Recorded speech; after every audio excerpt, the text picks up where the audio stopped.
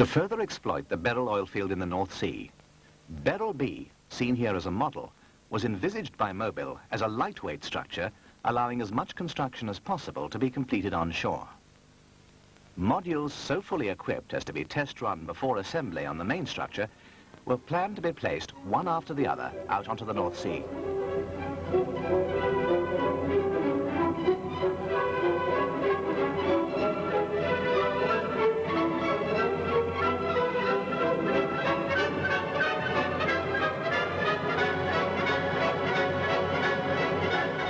This is the story of how it was done.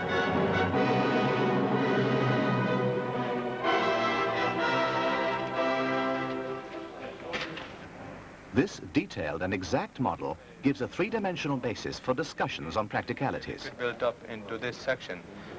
But what I'm afraid of is if you didn't have the valves always open so you had draft through them, you'd either have a corrosion problem because they were laying there full of condensed moisture from the air, or maybe they'd be froze solid and you'd be trying to light it in the middle of winter and you'd have ice from here to there that you'd have to somehow get out.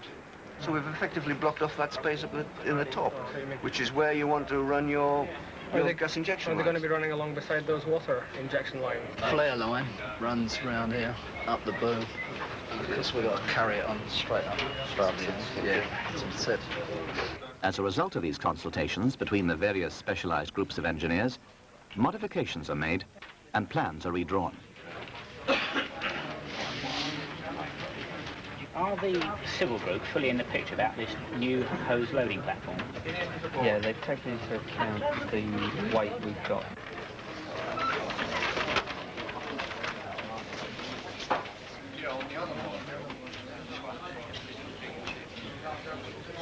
The first plans to be translated into reality are for the drilling template, which will be placed on the ocean floor on the site of the new platform.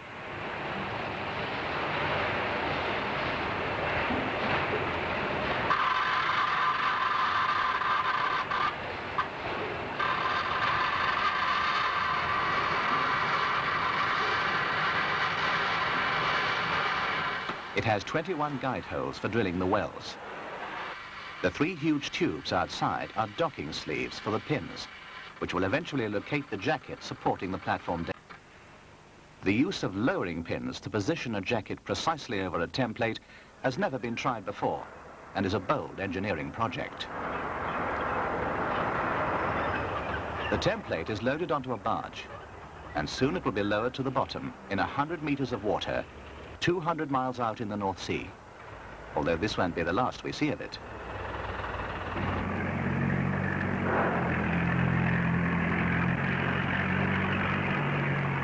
Construction of the steel jacket is begun at Mobil in Scotland. Each frame is constructed flat, with one tubular edge in a great longitudinal cradle, on which it will be raised from a horizontal to a vertical position.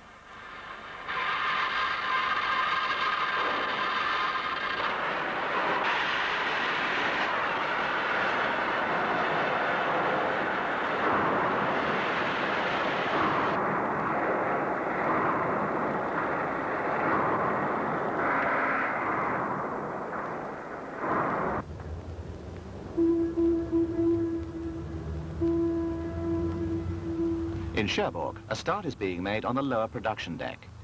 It will contain oil and gas processing equipment and platform utilities such as water supply and fire protection systems. Meanwhile, in Leicester, the main generator unit is ready for testing, and Mobil engineers attend to inspect the work as the huge generator, incorporating a modified Rolls-Royce RB211 aero engine, delivers enough electricity for a town of 25,000 people.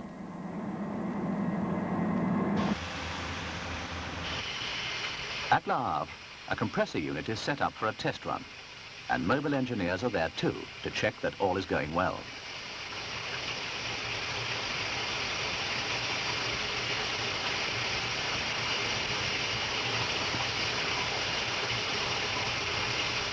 By this time, a floating semi-submersible rig is drilling 6 wells through the platform seabed template to ensure a high rate of production when the platform is completed. From Beryl A, 5 miles away, the first platform in the field, a pipe-laying barge is working.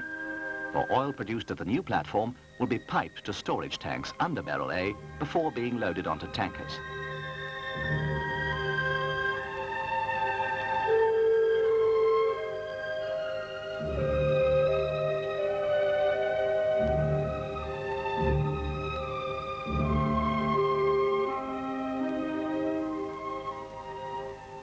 In Scotland, the first of the inner frames of the jacket is ready to be raised, and mobile cranes move in to commence the lift. The jacket's simple structural design combines a relatively low weight with high strength and load carrying capability.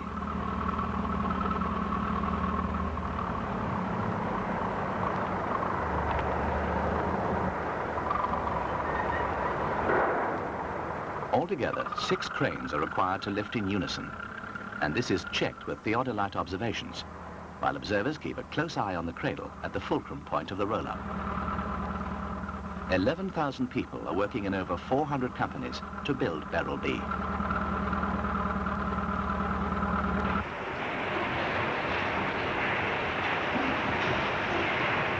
On T-side, the upper production deck, containing the main power generators and gas injection equipment, is being pushed ahead.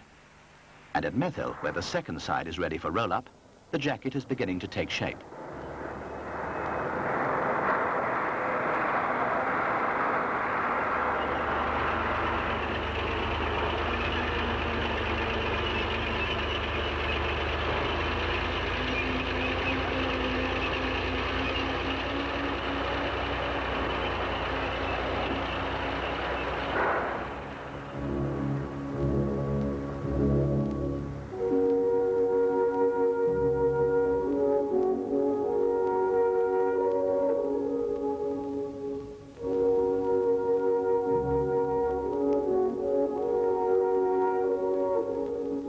Meanwhile, in Middlesbrough, the 2 accommodation modules are well underway.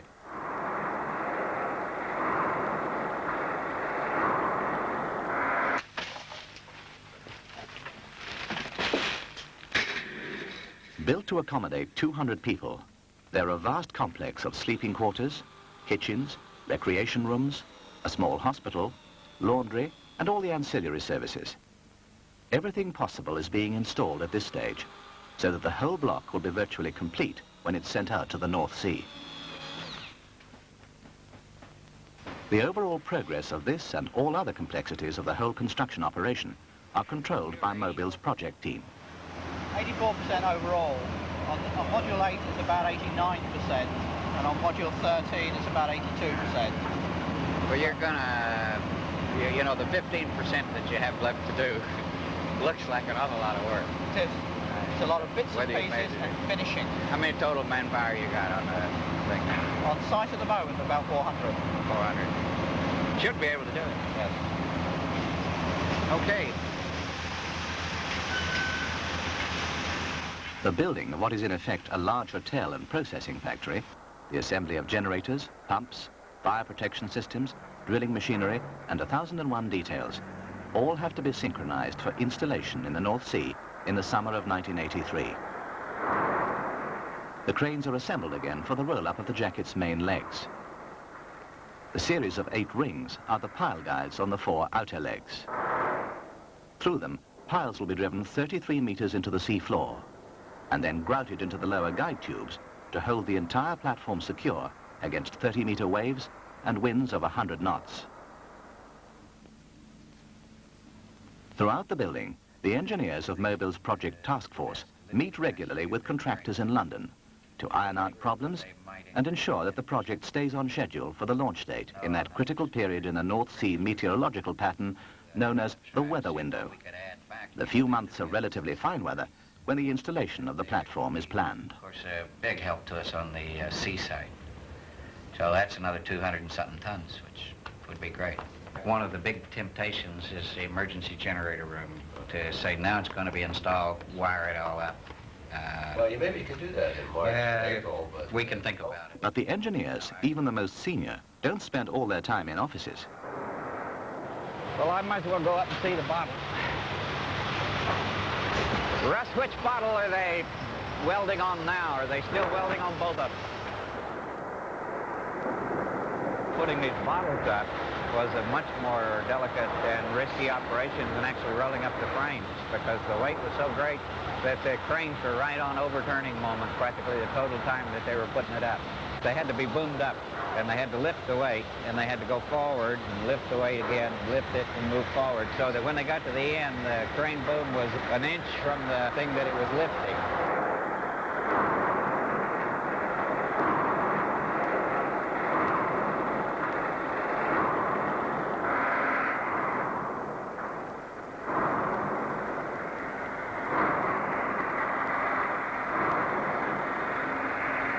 At this stage, the engineers concerned with the launch study previous calculations and the results of tank tests on a model to anticipate the behavior of the jacket when it slides off its barge and is maneuvered in the sea over the template.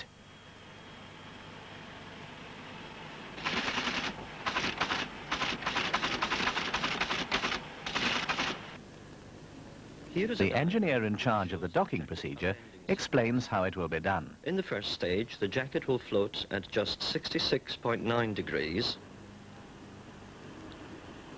And at the next stage, this ballast tank is flooded, and so this angle then becomes 60 degrees.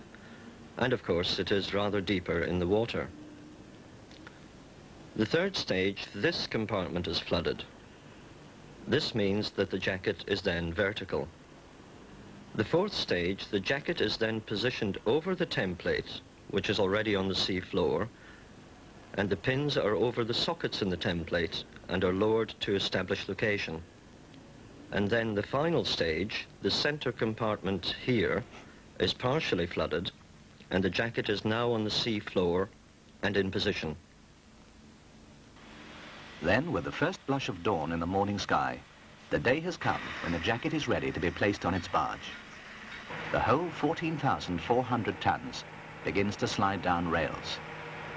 To light it up, the barge is partially flooded, and its buoyancy is adjusted to compensate for the tide. For this reason, timing is critical, as the huge hydraulic rams move the great mass of steel, twice as heavy as the Eiffel Tower, onto the huge vessel.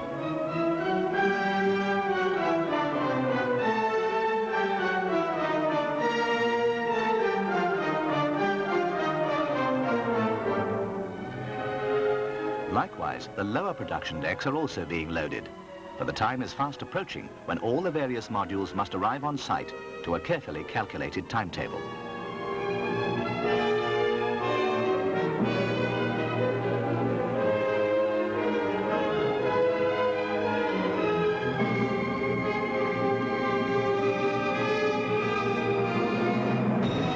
When the jacket is securely welded to the barge, it sets off exactly on schedule, after 2 years of construction.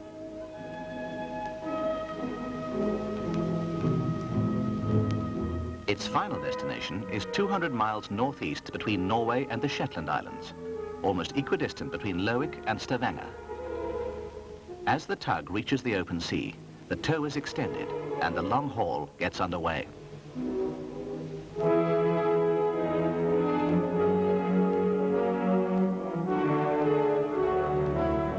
At the same time, other units are setting out for their rendezvous in the North Sea.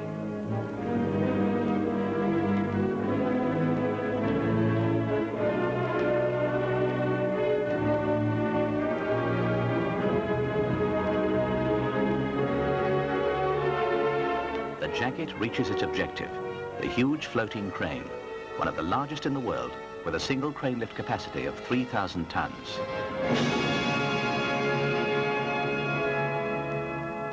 And it's going to be needed for what lies ahead. A crucial decision has to be made: when to launch the jacket. Calm seas and low wind speeds are essential. A weather expert gives his briefing.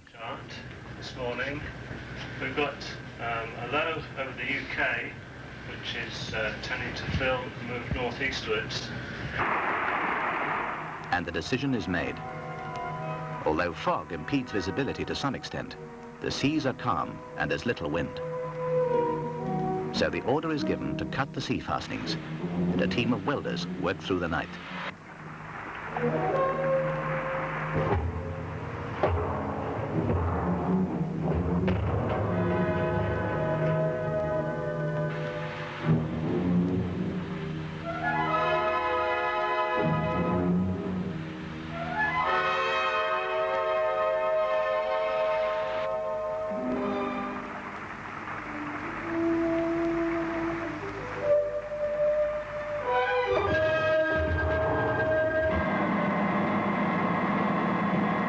By morning, tugs are securing restraining lines directly to the jacket.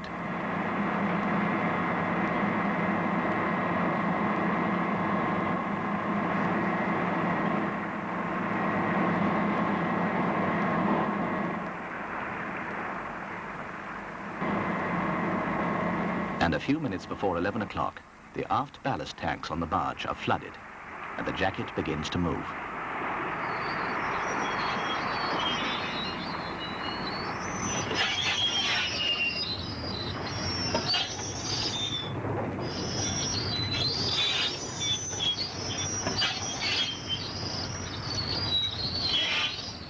The great weight of the jacket causes it to stay almost in the same place as the barge is forced out from under it.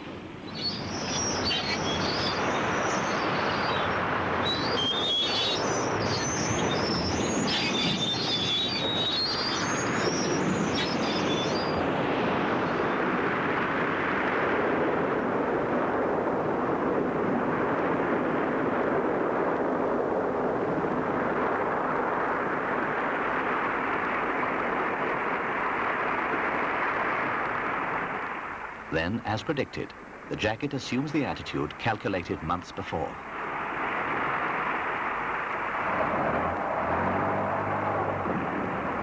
Now it's the time for a brave little band to set out as a boarding party.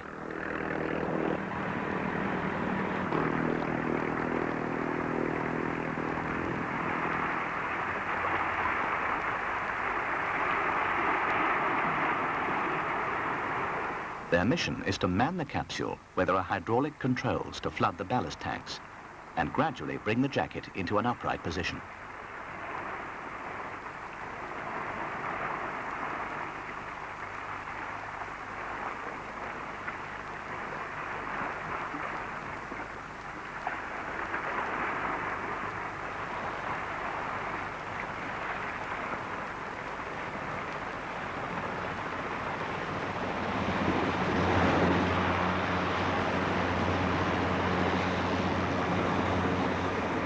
By 2 o'clock that day, their job is completed, and the jacket can be maneuvered over the template, which has by then been on the sea floor for nearly 3 years.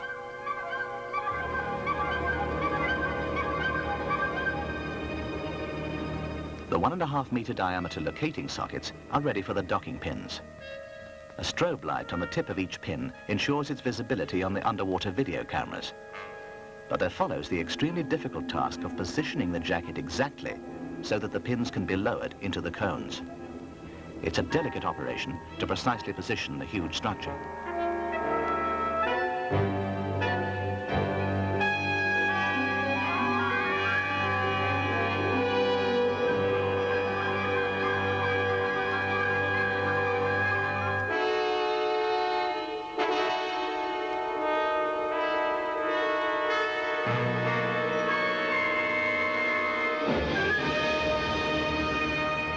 In less than 3 hours, the pins slide home, and the jacket can be ballasted down to the sea floor.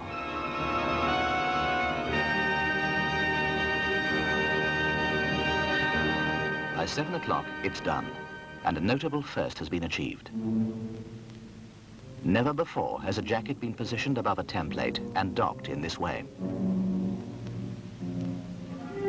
In 16 days, the piles have been driven, and Beryl B's jacket sits firmly on the sea floor, ready for the lower production deck, which arrives right on time.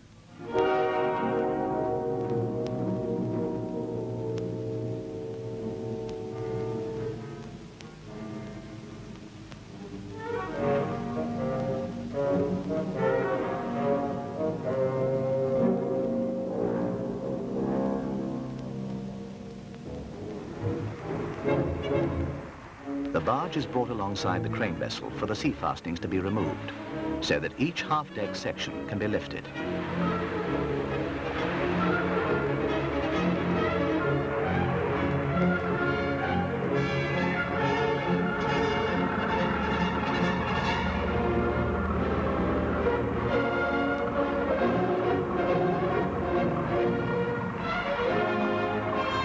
Weighing 2,400 tons apiece, they are, in effect, the entire contents and structure of the lower deck.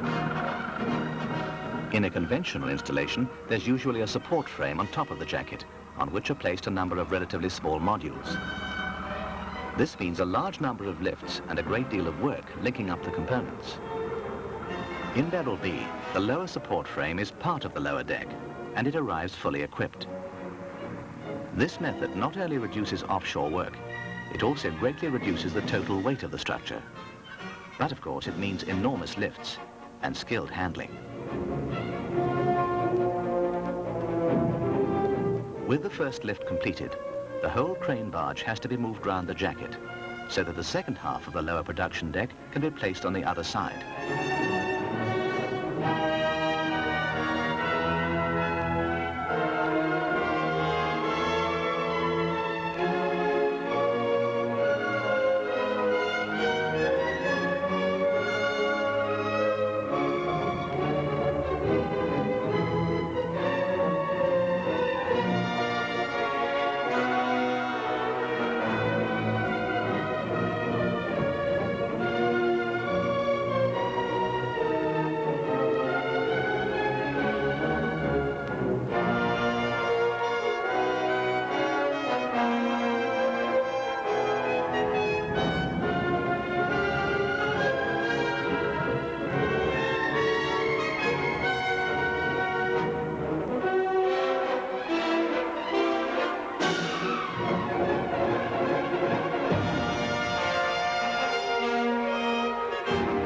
Modules then seem to arrive thick and fast, and as they arrive, they're neatly and efficiently brought alongside and lifted on.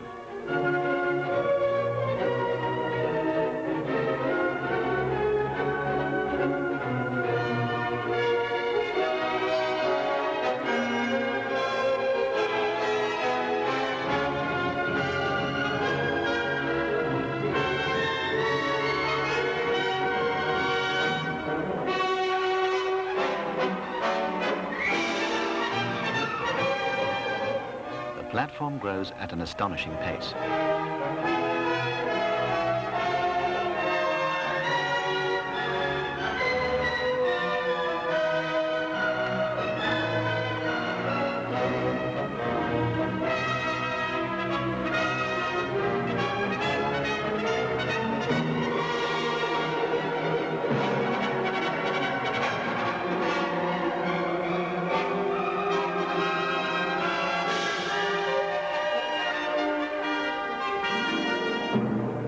Finally, the accommodation modules are lifted. The smaller, containing all the services, such as kitchens, laundry, stores and recreation rooms, is soon aloft, looking a bit like something out of Star Wars, except that it's no model, but 1,800 tons soaring over our heads.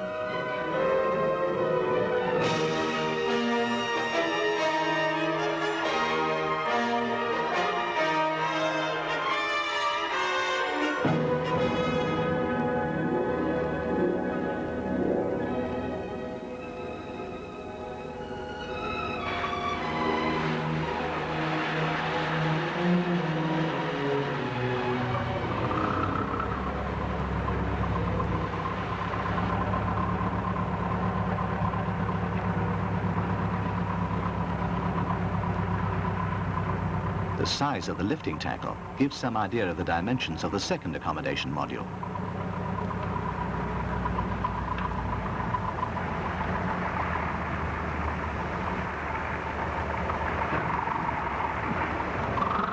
Although it's by far the largest, it's not the heaviest lift. After all, it contains beds and bathrooms, not heavy machinery. Nevertheless, it looks very impressive up there as it's placed in position. And so, before our very eyes, as it were, Beryl B has become a platform in only 23 days. And although connecting up power and pipework and commissioning will take longer, all the heavy machinery and most of the ancillary equipment is installed and ready to go.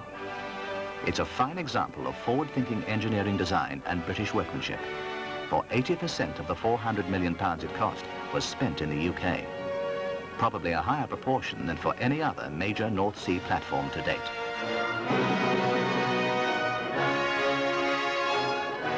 The engineers should feel that the long traditions of their craft are being upheld, and that today they are every bit as adventurous as were the great engineers of the past. As always with steps into new technology, it must at times have seemed a lonely road. but one which, at the end, gave deep satisfaction.